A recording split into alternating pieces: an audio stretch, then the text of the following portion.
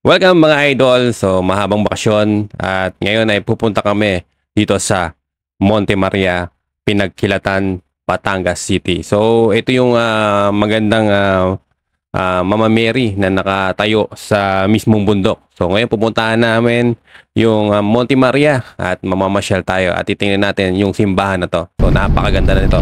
So ngayon pa-exit na kami ng Batangas City. So ito yung pinakadulo ng XLEX. So dumaan kami sa MCX. So ito yung pinakadulo ng XLEX. So ito yung Batangas City. So ito na yung RFID. So mas maganda mga idol, magpa-load ka ng RFID para mabilis yung takbo. So hindi ka na magbabayad ng cash. So bihira na yung mga cash dito sa XLEX eh. So mas maganda meron ka ng RFID. So ngayon naka-exit na kami dito sa Batangas City at malapit-lapit na tayo at makikita na natin si Mama Mary na nakatayo doon sa bundok. So napakaganda ng gawa nito at sikat na sikat to sa Batangas City. So second time na natin pupuntahan to si Monte Maria dito sa Batangas City.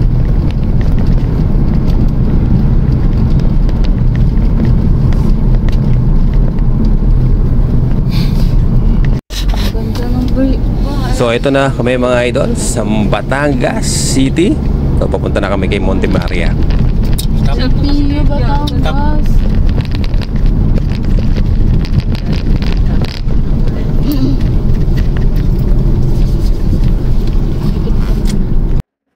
So yan mga idol. So pakita tayo at malapit na natin na makita si Monte Maria.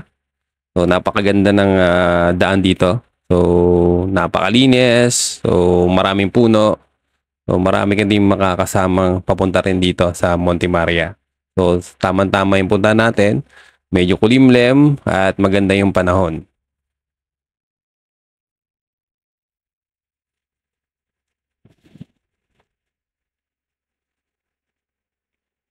So yan mga idol, doble ingat lang po dahil dito sa papuntang Monte Maria medyo maraming po curb. So doble ingat lang sa pag-drive. So alalay lang tayo sa pag-drive. So kaya medyo mabagal tayo para hindi tayo iwas sa aksidente. Saka pala mga idol, mas maganda at magbaon din kayo ng pagkain. So para hindi rin magutom yung mga kids at yung mga kasama nyo para mas masarap pumunta dito sa Monte Maria.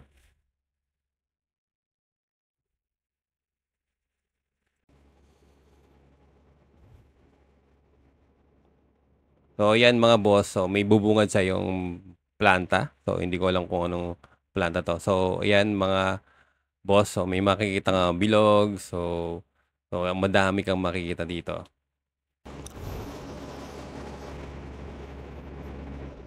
So dito mga idol, mayroon kang makikitang lumihan. So hindi ka rin magugutom. So alam mo naman sa Batangas, so yan ang special nila, ang Lomi Batangas.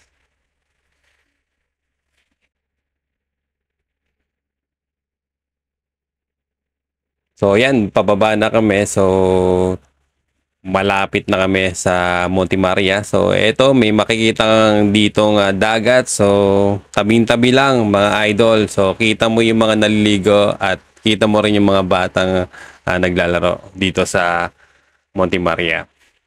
So akalain mong nagawa ng mga tao yung Monte Maria. So 'di ba ganong kataas? So nagawa nila yung si Mama Mary. So napakaganda yung paggagawa nila.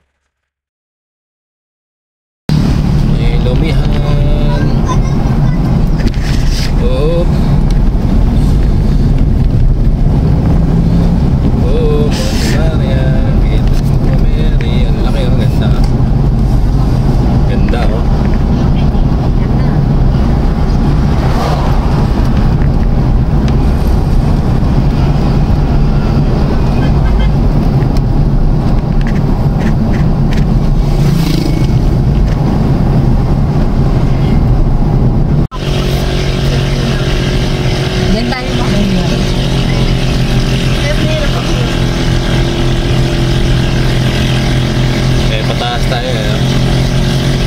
isda dati yung ano to eh, buhangin Lupa. pa. Buhangin pa to.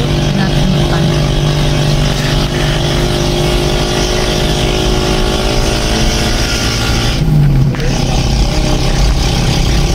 Dami na ng tao.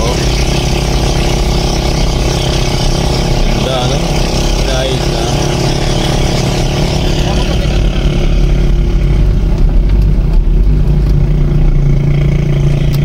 Asa na parking?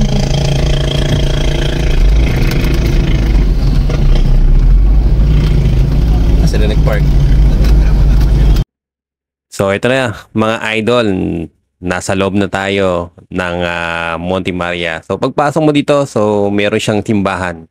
So tama-tama yung punta namin. So may misa. So inintay lang namin yung misa. So habang inintay namin yung misa, so nag-video-video muna ako. So ayan. So sa pag-akit mo sa taas, so makikita mo yung ganda ng labas niya. So kitang-kita mo yung dagat. So dahil kasi yung Monte Maria mataas, so makikita mo yung dagat dito sa Monte Maria. So napakaganda. So ayan po yung mismong loob niya. So nasa second floor ako. So ayan po yung mga upuan. So yung pinaka-altar. So ayan, marami kaming nakasabay na magsisimba dito sa Monte Maria.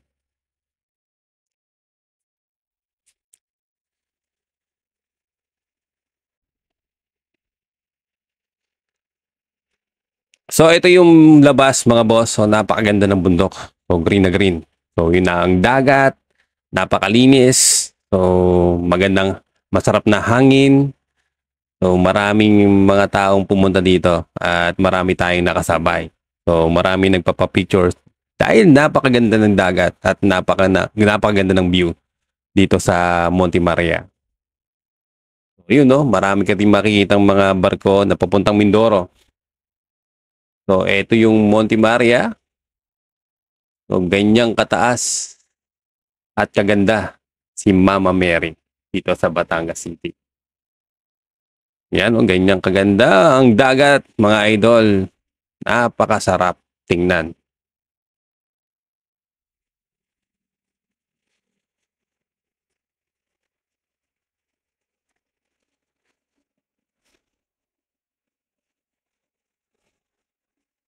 So ngayon mga idol at lalabas na kami at kakain muna dito sa parking. So pababa kami dito sa Monte Maria.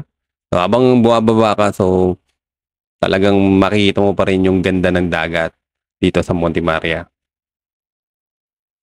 So doble ikat lang mga idol, so pababa na to.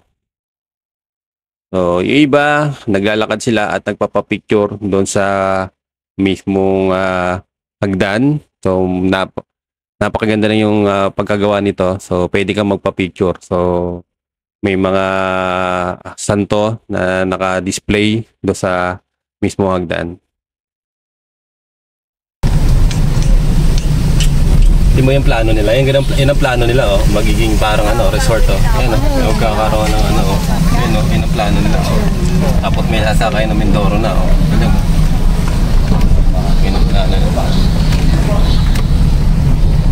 Guys, so tapos na kami kumain. So hindi ko na pinakita na yung video nung paano kami kumain doon sa parking. So pauwi na kami. So yan po, sana mag-enjoy kayo sa video na to. So huwag niyo kalimutan mag-subscribe at mag-like at mag-heart react dito sa video na to. So maraming salamat po sa panonood ng ating video, mga idol, at God bless po sa inyo sa mga sumusuporta sa amin. Maraming salamat po mga idol. God bless po.